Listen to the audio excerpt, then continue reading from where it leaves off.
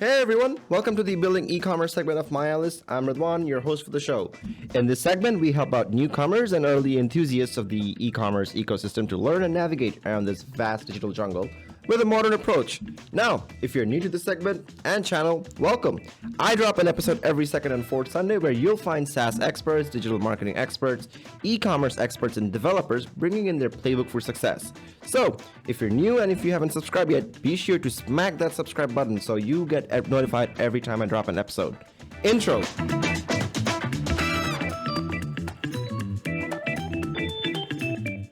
So, last week we had Thomas Yanu in with us where we talked a lot about the uniqueness of the Czech market, his journey with DigiSmoothie as a Shopify app developer to a unified Shopify agency, and some deep localization and partnership strategies for growth. If you haven't checked that episode out yet, click on the link below. Highly recommend you guys to check it out. Moving on to this week, we have an absolute legend all the way from Oakland, California. He's the chief e-commerce technologist at EcommerceTech. Please welcome to the show, Derric Haynie. Hey, Derric, good morning, and welcome to Building Ecommerce. How's it going? Going good, man. Excited to be here. Just got off of a full day event and loving being able to hang out and see people as well in real life too. Oh, fantastic. I mean, like, it's just like starting spring, starting summer in California, so it must be like, the best days are just starting out, right? We had 3 days of rain, but it's looking good for next week. Oh, always good to have clear skies out there. I mean, you and I had a chat earlier this week, and just from some of our earlier conversation, like you're one of those people, who's just an entire Wikipedia of like this ever evolving universe of Shopify and e-commerce tech. Just like every superhero has their origin story. Where did your journey begin, and how on earth do you keep managing like this? Just to keep up with this entire mammoth of an ecosystem? Yeah. Well, the answer is you don't. You try to keep up with the ecosystem. Thankfully, if you study it long enough, while you might not ever understand all of the apps and technologies, you can understand enough to kind of really see what's going on. And that's actually kind of interesting. You're asking about my past. If you think about it, not having a perfect picture of what's going on in the ecosystem actually kind of reminds me of my days playing high stakes poker, where back in the day when you played poker, you had good strategies, but you didn't have a perfect vision on what the right strategy was. Nowadays, playing poker, there are what are called solver apps. They've actually mapped perfect solutions and play this kind of like GTO poker. And so in a way, I'm trying to map the e-commerce technology ecosystem so that we can play what GTO is game theoretically optimal, so that we can make the best game theoretically optimal decisions in our business as far as which technology products we should install. So I'm trying to play this game of e-commerce technology instead of that past game of poker. Yeah. I mean, poker's played like by taking your time, right? You don't play it in a day. You play it like by taking your time. It's your hours at the table, right? So, what were some of your like go-to like poker strategies? Like for me, I always played few aggressive, tight hands. I was like always about hook and bait. Pulling players in. So, what were your go-to strategies back then? Yeah, the strategy is to do what's right in any given situation. I would say the first thing was some of the things that empowered us were learning from other players and working towards this game theoretically optimal strategy. Even though we didn't know what it was, we could kind of sense at it. So there was a lot of calculations off of the table of key hands and moments, and calculating hand ranges is what the game is all about. So understanding what range would make sense for this to be a call, what line is going to maximize value.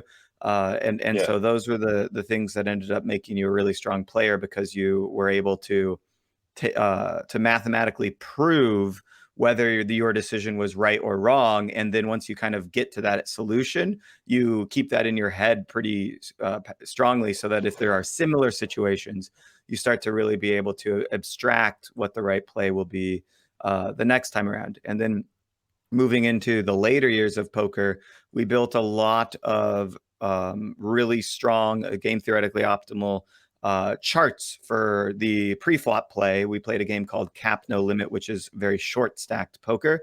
And we Yeah. were able to completely, we played an unexploitable game versus people. We even played against Phil Ivey. There were 5 of us all kind of in on it together. It's not collusion. We're one player. We're just sitting there talking strategy. And he had a very suboptimal strategy because of this game called Cap No Limit, which is fundamentally different than other types of games. And he hadn't studied it like we had. We had like mapped out like all the end points because it's a simpler game. So you were able to get to conclusions faster. It's like playing chess with like half the board or something, right? The number of end components are exponentially smaller, so you can actually start to map things out. Whereas when you go into all of the possibilities, it gets really more it just naturally gets.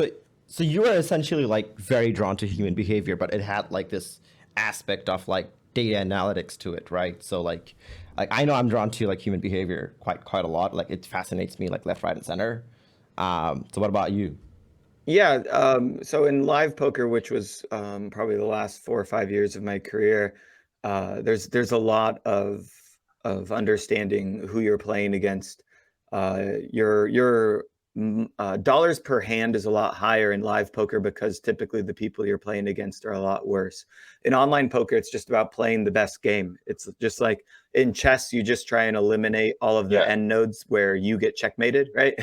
Essentially, and then try and increase all the end nodes in which your opponent does, right? And try and also avoid stalemates and so forth. But and so in poker, in online poker, it's always about eliminating all the end nodes in which you are losing money, essentially, not in a given hand, but in a total a cohesive strategy. And then in live poker, you're really looking at the fallacies of people, which often is that they play too few hands. They're not bluffing enough, actually. Everyone thinks it's the opposite. They think everyone's bluffing them. But the truth is they're probably not bluffing as much. And then looking at things like tilt and understanding. As an example, a lot of people in live poker like to just play a lot of hands because they're bored because it's really slow game. Live poker, you only get about, I want to say like 30, 40 hands an hour, something like that. And so, and usually that means about 2 playable hands an hour, 2 to 3, maybe up to 5 playable hands an hour. So that's a lot of sitting around. And so people start playing too many hands, which means hand ranges are really broad. And then they also get really, really passive. And there's a lot of easy ways to exploit that by just like increasing your bet sizes and playing like relatively straightforward. It's not as exciting, but it makes you a lot of money. Yeah. Like some of our experiences in life really sets us up for like the next chapter of our life, right? So if you were taking your like live poker and your online poker experiences, how did that set you up for like your next chapter in life, right? From Open Face Solutions to Vulpine Interactive to even Rebrandly and Boxycharm and then Gorgias, right? Like how did that sort of like pave the way for you? Yeah, and you asked, I didn't completely touch on human behavior and psychology, but there are a lot of interesting things that you can learn about a person by how they play poker. Some people really get frustrated and cuss at themselves. Others cuss at other people. Other people are calm and don't care. And you can just see the personality of somebody come out really quickly.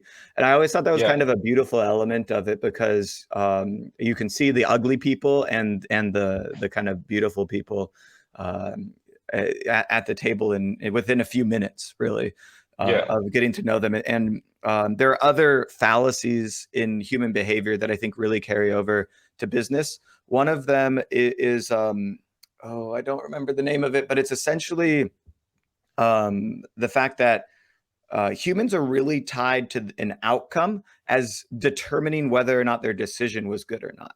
So if I play the lottery and I win, I'm a genius. But if I play the lottery and I lose, I'm an idiot, or whatever. Or it's okay. I can just pass it by. And so a lot of things go like this in business, especially in marketing, I would say, which I'm a marketing centric founder. a lot of things might work really well in the business just because of the external market dynamics, not because you made any good decisions. Then one day those dynamics turn on you and your business is struggling and you can't figure out why, and you keep thinking it has to do with your decisions because you thought your decisions were contributing to your success, but it was actually the market was carrying you further in the past. So when people start to listen more to the signal than the noise in business, they really line themselves up for hitting detrimental failures. And so that was one of the most important things for me, was always making sure that I was seeking the truth, finding that noise, that signal in the noise, and really making sure also as a leader in my team, I have a small team, about 6, that I empower the team to make good decisions and not be tied to outcomes. So a lot of OKRs, objective key results for teams, are like, hey, you're going to get me $250,000 in sales this quarter. And I'm like, I don't know if my head of sales controls how much revenue we generate, because there's so many market dynamics outside of her control that can actually get this done. So is it fair to set a sales target? Can she really hustle a bit harder to close all of those deals? Not necessarily true. So maybe I should actually judge her on the inputs of what she can control, which maybe might be more around meetings booked, or around the close rate of certain relationships, or a few other maybe top of funnel metrics that contribute to that bottom of funnel result. And so making sure that she's aligned and empowered on her decisions and how she's able to capitalize on each of her phone calls that she does, not necessarily being tied to how much exposure our company got, which means how many inbound leads she receives and is able to follow up with, right? And so that's I think, it really a big takeaway and change. I'm really not sold on a lot of the levers of traditional business around what growth really is or means or looks like, how to reward and incentivize people and stuff like that. So my past kind of makes me I'm a skeptical founder. Like I think all conventional wisdom needs to be tested. And something actually at my time at Gorgias, the CEO of Gorgias, Roman, a really brilliant leader, he said to me once, because I was like, something, most companies do it like this. And he said, well, it's a good thing we run this company and can do it how we want to do it. And I was like, oh, good point. We don't have to do it like that, do we? And that reminded me that, like, we always have these options of retesting things, getting to better understanding of conclusions, really questioning, the meaning of some of our data that we're analyzing. Why are we reporting on these metrics? Are we making any changes to, to the business?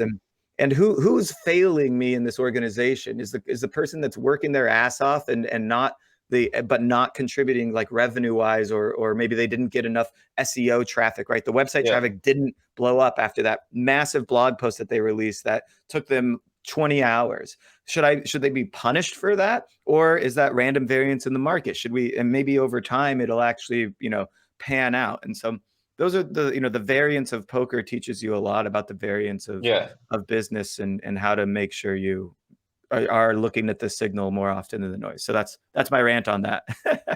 No, it's a valid rant to have. Like, I couldn't definitely, like, agree more to this. Since, like, you were in such a dynamic place in Gorgias where you got to try and test out absolutely new strategies, right? And you also got to, like, see those results in a very, very different manner. What were some of your most, like, exciting, like, go-to-market strategies, or even, like, new hypotheses that you tested out?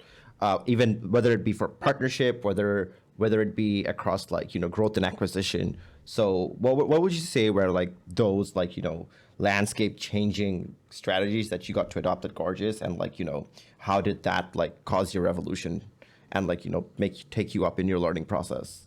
Well, when I got there, I was basically the first marketing hire. I was hired because a friend of mine was consulting for marketing, and then I essentially took it over full-time in-house. And one of the things we knew was working. So, like, they had working channels. They had the Shopify App Store. They had a little bit of organic traffic going to the site. And then they had this huge and strong partnerships team led by the great Phil Roru. I believe he will go on to be, like, a legend in the ecosystem, because he has built and still leads one of the largest and most powerful partnership programs out there. And then they had sponsored some events and done some dabbling at that time in events. And so when I came in and saw partnerships as a massive driver of growth of the business, and honestly, the Shopify App Store itself, I worked on that, and it was like, okay, you optimize the listing, and then it's like you can't really go. Your upper bound is like locked in. You can't go any higher, so you have to go to other channels if you're going to grow at venture-backed rate. Into the 10 million and 50 million ARR range. You're never going to get there on just the Shopify app ecosystem alone. And so I said, okay, look at all these partners. Every one of them is asking me for, hey, can we co-market together? Can we do co-blog together? Can we do, webinars? Can we events? What can we do to support you, and vice versa? They're doing that. And so when I came in as head of marketing, I knew one of the first things that we would want to do is empower the partnerships teams to be more successful. So one of the first things I said was, well, if we host an event, we can get all of our partners to come in and speak at this event, and it'll be good because they'll get exposure. But what I knew early on was that, and actually this goes back to my time at Rebrandly. I was really shocked. Just one key data point for you here. When I was in-house at Rebrandly, I realized that they were getting something like 130 email leads a week from really high quality companies across the board. And I actually was able to, I quadrupled that in 6 months. So it went really, I did a great thing using content to get their inbound lead flow just massive. That means they have a huge email list. Now, not all those people become paying customers. And so what happens when you have a huge email list of not paying customers? You become an influencer. You can actually send that traffic someplace else. And so I knew at Gorgias, if this is working, if I've got 10 partners who might have these large email lists where sadly only 10% of it is a customer, but 90% of it is a target customer for us, I was like, send that traffic to our event. We'll capture the email address. And then of course we can do lead nurturing follow-up sequences to them. And so thus that kind of idea of this event or virtual event series was born. And when I did that at Gorgias, I think the first event got 1,500 registrants, and a lot of our partners were really like, that was great, Derric. I got all this lead flow. Thank you so much. Great success. The problem was that we only got 3, because we track this stuff religiously. And I recommend to anybody out there, if you're investing anything in marketing, you have to have a plan to track it. It actually starts with tracking and works its way back to strategy. If you can't track it, you probably shouldn't even do it in a lot of cases until later on, where you might have incremental lift changes and things like that. But so I realized that we only got 3 paying customers, and at like something like $60 a month. And I had spent like 80 hours of my time at a 6-figure salary, and I had contractors. I paid for like space and a whole bunch of other stuff. Now, Gorgias is not an events company. They're not going to sell sponsorships to this. They actually, I think, do that now with their D2CX event, but only in like minor capacity. It's not important revenue to them, right? So what I realized was it was actually a bad investment of our time from an individual contributor perspective inside the organization. And instead, I said, hey, if I did this as a standalone company, I could get all the partners to throw in like 3 to 5K, and then since they're paying like 1/8 of what it costs to run the event themselves, they're winning. They're also getting the email list. They're getting the same amount of exposure. So it really is like equivocal to running a virtual event on their own without the cost. And so it's like, okay, I think I can make this, do this for a bunch of partners. So left Gorgias, started EcommerceTech, and I knew that I wanted it to be centered around technology. And then I pulled from that experience of working closely with the partnerships team and enabling that, launched our own partner program, which is now at over 500 tech and agency partners. It's been about 3 years doing this. And I ran virtual events for them. And that was the revenue generator start of the business, in the early days. And it worked really well. It got cost-effective lead flow to all of our technology providers, largely, of course, in the Shopify app ecosystem. Before I jump into some of like the go-to-market strategies, like as you explained, you have about 500 plus partners across EcommerceTech. What is EcommerceTech all about? In the early days, of course, it was always the same premise. and then just how I go to market, and now what we're doing with technology to empower this. So the goal is to connect e-commerce teams to e-commerce technology providers. As we hinted at before, my job is to like map the e-commerce technology landscape, really understand everything inside of it, and then relay that information to merchants in an effective way where they're more easily able to make the best decision possible. And Yeah. it's not about like, I don't know, let's say Klaviyo versus OmniSend versus SendLane. Those types of like very, let's say, minute decisions are Yeah. going to be up to the merchant at the end of the day. It's really tough to Yeah. say that I could tell them which one's going to be better for them because they have like 90% plus feature parity. So they're Yeah. basically the same tool with minor bells and whistles in different directions. What I do know, though, is that if you don't have an email service provider, or if you're using maybe a freebie tool and you're doing like multi-million in revenue or something like that, like I can tell you when it's clear you've outgrown a smaller tool, or if you're paying too much Yeah. for an enterprise solution, or if you just don't have a solution at all for something and it's definitely time to invest. So we look at the landscape from a categorical perspective, look at a merchant's tool stack, and then are able to make this kind of it's actually an algorithmic approach. If no personalization tool, and if your company is doing over $1 million in revenue, has over 50,000 website visitors, and has over 100 SKUs, and no personalization tool, then recommend a personalization tool. Don't recommend one personalization tool. Recommend personalization as a category. Walk them through the landscape. Look at their integrations, their features, what they can budget for it, and then create the short list for them to go demo and solve. And so now we're doing this with technology, so we can actually pull in the merchant's tech stack we use a plate integration. So we bring in your banking data, your banking statements. Some merchants find it a little scary. It's very passe. It's very like strict on compliance. We're not doing anything else but just looking to map. If this line item says, again, going back to Gorgias, GORG ** stripe 1 2 3 4 5, which is how Gorgias probably bills you. I'm just, kind of making it up. Then we'll map that to the tool Gorgias. We'll be able to see how much you've spent over time. And by seeing and mapping these things, we can now make that process of researching and discovering tools a lot shorter, because we're also mapping all of the integrations of all 15,000 technology products serving merchants. We're also understanding the pricing of those products. And since we can see your website traffic or the number of orders a month you get, we can actually estimate what your pricing is going to be. And so we can start to really create these shortcuts using technology for merchants to better research and discover tools. So that's where we're heading in the next few months. We don't have all the technology quite in market yet, but we're in alpha testing now and moving to beta till the end of the year. And then full general availability. It's a free tool for merchants in 2023. Ooh, looking forward to that. So ideally, like considering like, I'm new to the industry, particularly the Shopify industry, right? I let alone like whenever I go through like Product Hunt, or like here I'm at AppSumo, or I'm at Product Hunt, or even if I'm like going to the Shopify website, right? Or even like the website at EcommerceTech, because you guys have like about 500 plus partners, right? So I'm trying to figure my way around like, which like, solution, like ideally if I was building up my own Shopify website or my business, should I be stacking up? And from my learning, I've sort of like picked up that, of course, themes are like your go-to number one that you should be ideally picking out. Then, you're something to do with channels. You'd ideally want something to do with product ops, something to do with loyalties, then something with on-site optimization, and then of course something to do with value optimization, right? So if someone like a newcomer like me was coming into the market, right? What are the kind of like tech stack solutions would you ideally, or would EcommerceTech ideally recommend to a merchant?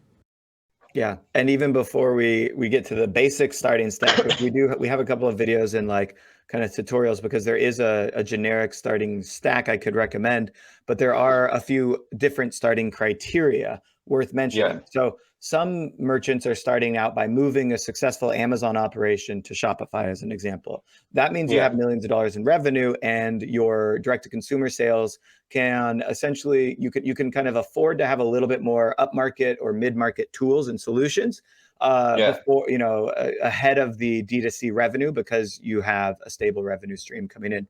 Others are crowdfunded or venture backed, which means that they also might have, a lot of strong growth. And so they can also invest a little bit more in technology. They can also spend more on like the theme and how much the design is going to cost and all that stuff, right?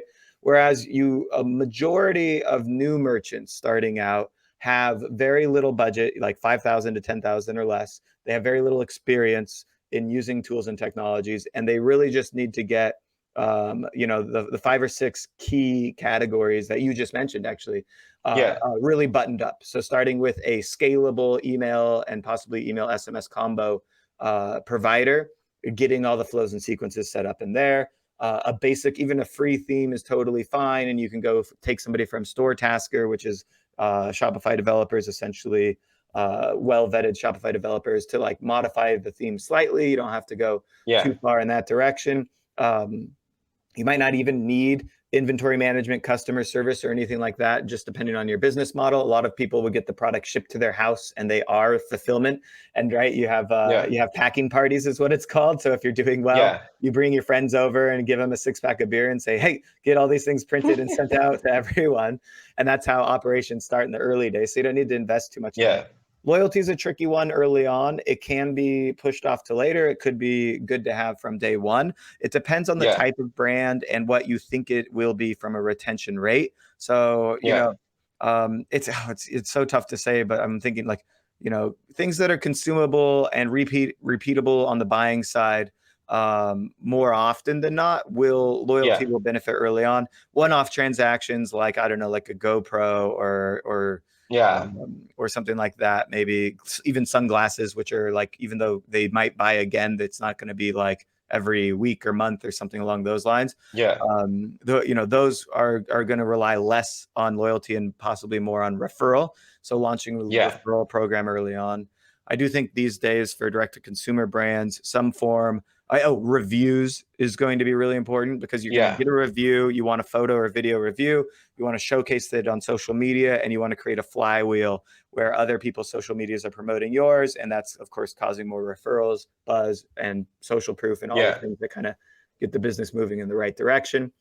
Depending on SKU count, cross sells and upsells really should be there from the beginning. And there are great, pretty cheap tools that get you there. And then as your company kind of moves forward, you graduate into really robust merchandising and personalization suites of tools. But you don't need those in the early days as a small store. What else did I forget? Post-purchase upsell, tracking thank you pages. At the end of the day, starting stores are looking for true product market fit, which is like seeing that the product is being loved after consumption by the of the consumer. It's not, who was I talking about this with just the other day? Selling a product proves that you know how to market it, but getting them to buy again proves that you have good product market fit. So that's where businesses are going to be sustainable and scalable. So if you can prove the first part, you might be able to make money through the arbitrage of essentially buying the customer for less than the lifetime value and eking out a profit margin. But if you want to build a long-lasting, sustainable those other businesses are exitable, but they're really you exit it like a percentage of profit.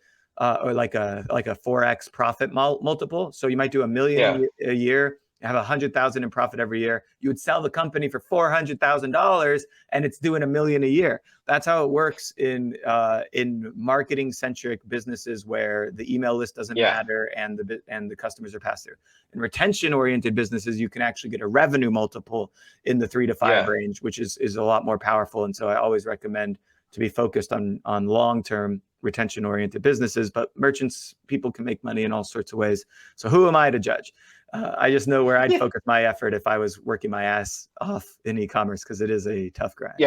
I mean, absolutely. I mean, after all that effort you're putting into like migrating from like a storefront or like from social selling to coming on Shopify, right? So you're ideally thinking of a long-term game where you ideally want to build a brand. Otherwise, like, what's the whole point of playing the game, right? Because otherwise we get to see that there's this huge illusion or like facade of like drop shipping, like make money early on, like make real fast money on drop shipping these days, and you're getting to see like 80 to 90% of the businesses fail in the first 1 year. So what is going wrong actually, because like you're seeing like a very strong year-on-year growth on Shopify across like like North America, out of Europe, and even out of Asia regions, right? But whenever you go to the internet, you're seeing like, oh, make money real quick on drop shipping, move to Shopify, right? And then a year down the lane, 90% of this is gone. So like, what's going wrong? Is it like just the whole facade of drop shipping, or it's this people are using the wrong tech stack and they're like sort of, using the wrong tech stack and getting sort of like losing revenue and like strong lock-in costs, or what's going on? I don't think a tech stack rarely fails a company completely. It can cost the company a lot of money, but it requires problems within the organization to completely fail. But the certainly, I mean, it has to do with the proliferation of e-commerce and e-commerce technology. So, in 2000, in order to start an e-commerce business, like you had to be Jeff Bezos, you had to code and create your own checkout processes. And it was hard to find payment providers, and PayPal didn't even exist, right? So the barrier to entry was very high. Introducing e-commerce technology products like Magento and Shopify, and then the ecosystems that support them, thus further enabling. It's called commerce enablement as an industry, really. The ease of using technology and solving problems within the organization. That means now that the barrier to entry to e-commerce is lower. That brings in the get rich quickers. It also brings in, even Shopify and many others are promoting entrepreneurship.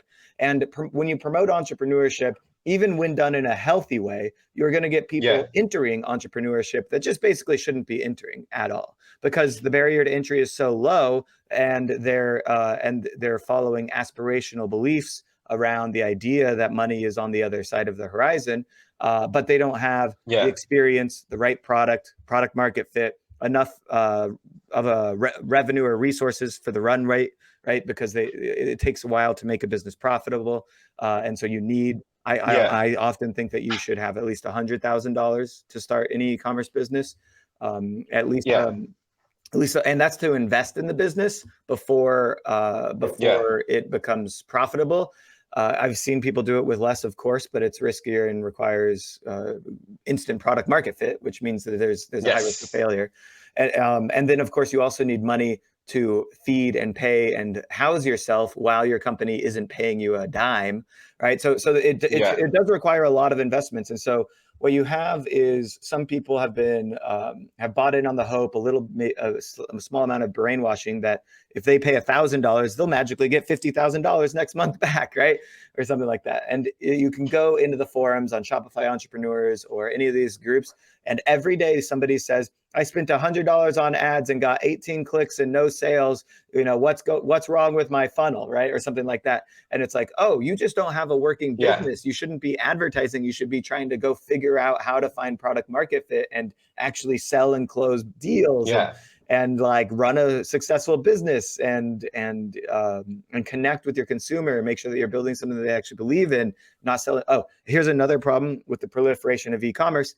And you mentioned, as drop shipping. Drop shipping is literally, the definition is kind of like, there's a product that's generally available, let's say on Alibaba in China, that basically I can buy and resell at an upcharge. So if I can buy and resell it at upcharge, that means anybody can buy and resell it at upcharge, which means that there's competition. So with increased proliferation of e-commerce comes increased competition. And those that win in competitive markets have brand differentiation, hopefully also product differentiation. They have operational efficiencies. They have core competencies to their organization that are defensible. And that allows them to scale and be profitable and successful. Having those things in a business is actually very hard. So I went to school for business management economics. I studied like the We and how they had differentiated. Toyota's very famous for having their lean manufacturing process, which eventually became the lean startup methodology, and Steve Blank and Eric Ries wrote about.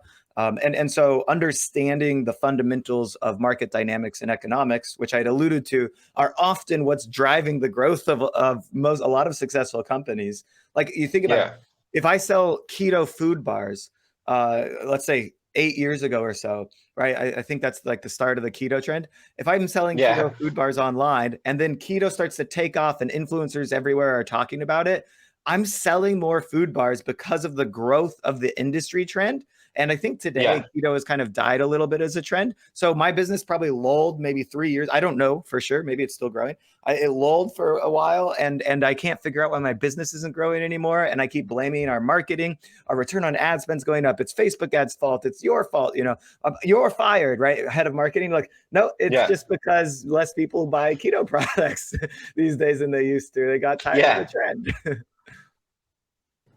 Yeah, absolutely. Like that's where that's where the argument hold rise. Like if you're gonna be a drop shipper, right? If you basically want to be a trader at the end of the day, right? So why should you be on Shopify and why not be on Amazon? Or like if you're in Asia, right, you could be on like Daraz or Shopee or Lazada, right? So why would you pick Shopify? Like what's the core reason, and how do you go about differentiating and like sort of separating yourself from those marketplaces? Yeah, and taking ownership of the customer relationship. That's probably the number one reason people sell on Shopify. Shopify enables direct to consumer businesses. Absolutely. Amazon enables Amazon is a third party marketplace, which means you don't control the customer relationship. You're just utilizing their traffic source to increase your sales, which is very similar to retail. If you think about it, it's just digital retail space. You're on their shelf and they sell you and you get a nice cut. And then you hope that maybe that person will find you online and come back to you in some other capacity and buy from you direct to consumer because it'll be cheaper, theoretically cheaper, by the way, because it could be cheaper to acquire the customer on Amazon.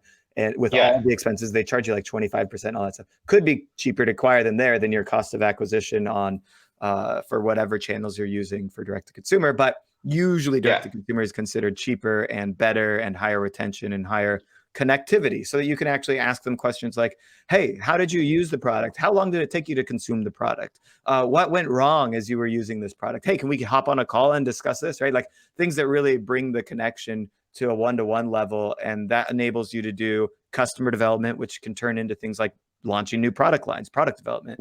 And it can turn into things like pivoting your marketing message, can turn into things like empowering that customer. Something we did at Boxycharm, we saw somebody post on social media. One of our social media team brought it to me, and I brought it to the big boss, because to the CEO. Was a woman said that she was canceling because she recently got cancer and couldn't afford the box anymore. So we got on it and we got a giant box together, and we shipped it out to her. We didn't ask her for anything or anything like that, but we knew that like it was the right thing to do. And of course she does later on post on social media, and it becomes a minor viral trend. And so when you have a good relationship with your customer and you see opportunities like that to, let's say, do good, and there's a small selfish motivation there. There's no requirement for us to win, and we're not going to monitor this from a viewpoint of whether we got enough shares or likes of it. We're going to monitor from a viewpoint of we did something good, and we can be happy about that. The reward is this brand connection with her that we can have hopefully for forever. And hopefully, of course, she recovers. I didn't follow the case because I only worked there for a few months. But things like that make the difference between selling on Amazon shelves and selling on your own.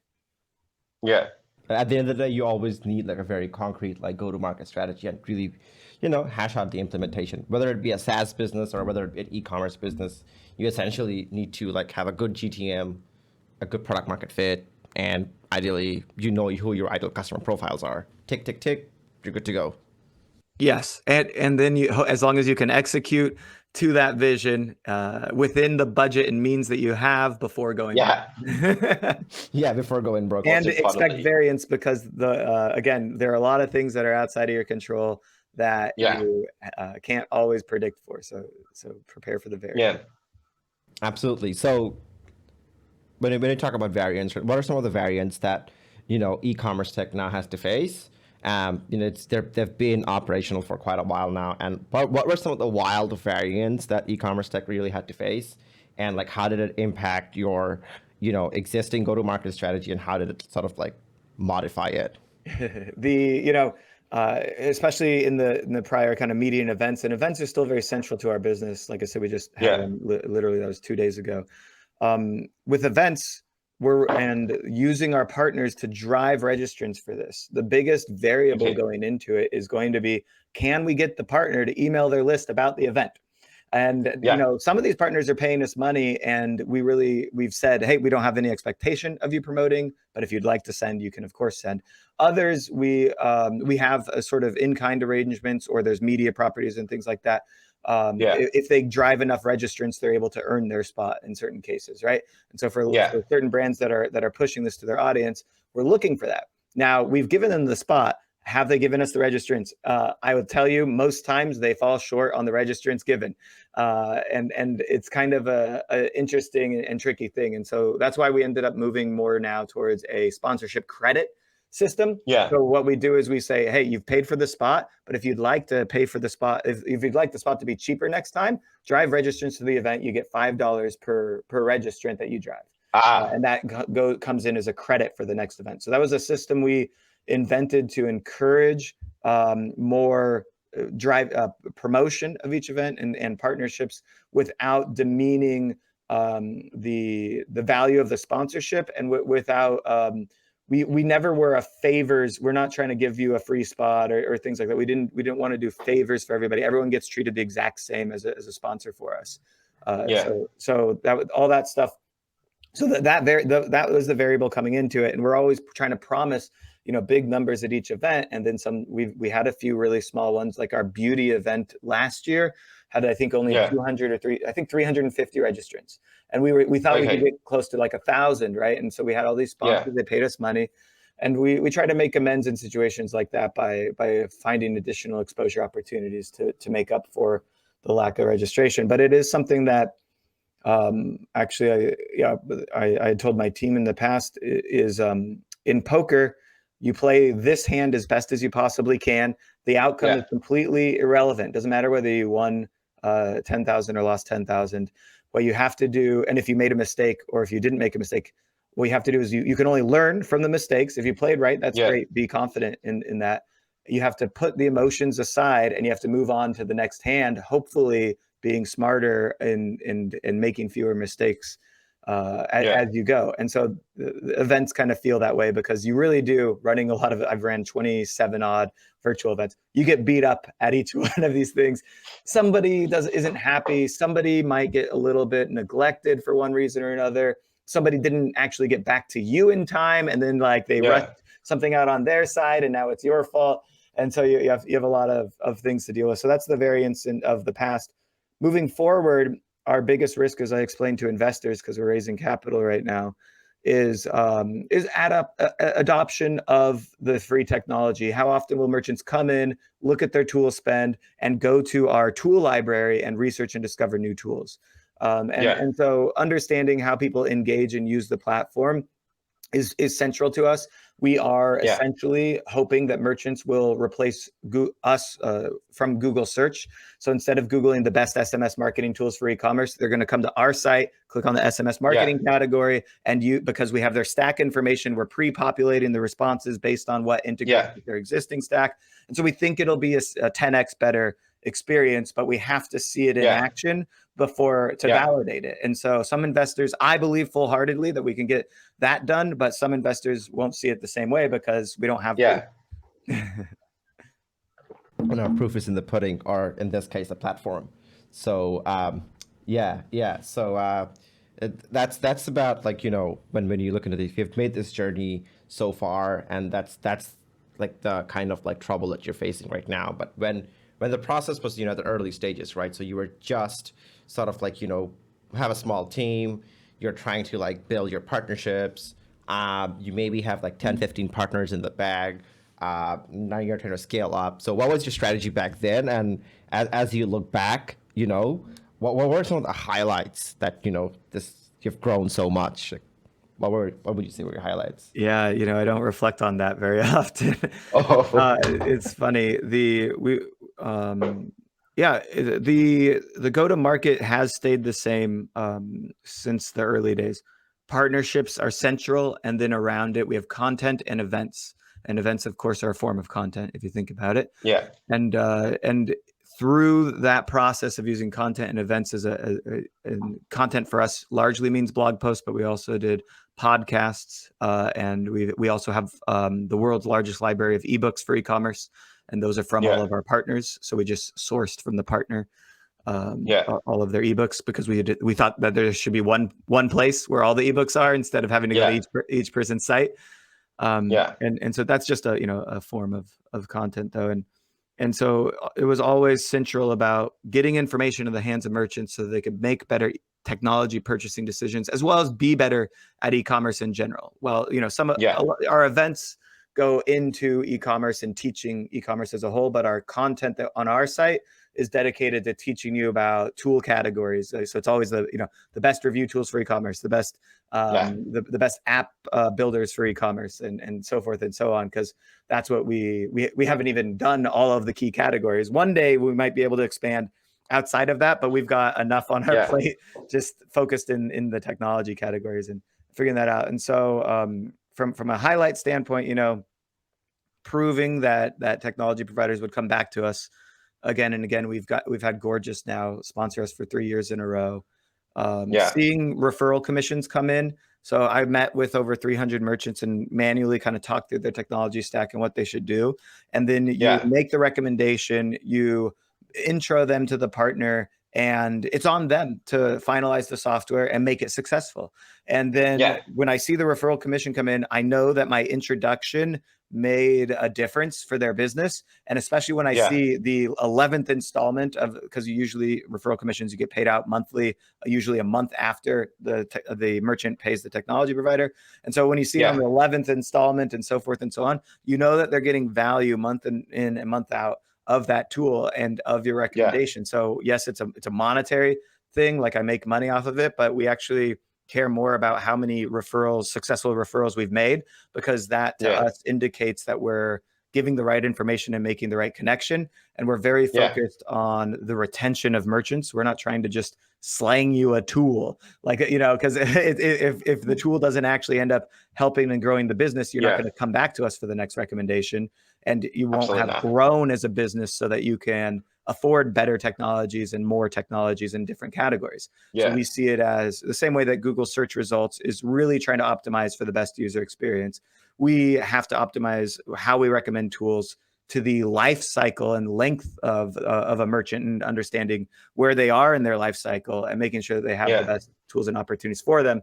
And so, I've had merchants, I've talked with merchants, since 2019, and walk them through their stacks, and we still talk on a quarterly basis, and the businesses have changed and grown. They have one that comes to mind has their own kitchen because it's a food company, and it's like they've got 50 people cooking food every day for the something like 60,000 subscribers that they have for their frozen food meals that they have to get delivered. And they had serious logistical issues to get to where they are today, because delivering cooking meals, freezing them, and then delivering them before they go bad is a big challenge. And so seeing things like that and are big wins. Seeing the merchant success. I don't think I've seen too many exits that I could say I helped with. Maybe there was one or two where I was tangentially related to the brand, but that's in the future, perhaps. It's a fantastic journey so far. I'm super excited to have your platform expand and sort of become a big automated platform where merchants don't just have to have a physical or a manual consultation. The whole process can be automated. So I'm looking forward to the beta launch. We're coming to the end segment of our show. Before we wrap up, Derric, where would one find you apart from EcommerceTech.io if they want to just directly reach out to you? LinkedIn, Twitter? Connect with me on LinkedIn. Happy to chat there. I'll also plug the link for our beta. If you do want to sign up, ecomtech.link/beta. That'll get you a form that you can fill in, and you can be one of the first people one of our guinea pigs to tinker around in the back end of this, see your tool stack in real time, see how much you're spending on different tools and all that stuff. And it's all for free, of course. that's about it from us for now. So it was an absolute pleasure to have you on the show, Derric. Viewers and listeners, if you are starting out your Shopify journey, or you're already in one and you're looking for some great advice to scale, your Shopify business, especially for free, and if you want to use the right tech stack, check out EcommerceTech.io or book a call with Derric. Reach out to him on LinkedIn. Just gonna say, EcommerceTech is the only place in the world where you're actually gonna get the best advice for free. So yeah, thanks for being on the show again. Looking forward to catching you sometimes somewhere in Oakland or somewhere in the world. Till then, best of luck with EcommerceTech.io, and over and out. Thanks for having me. Thanks, Derric. Have a good one. Take care. Bye-bye.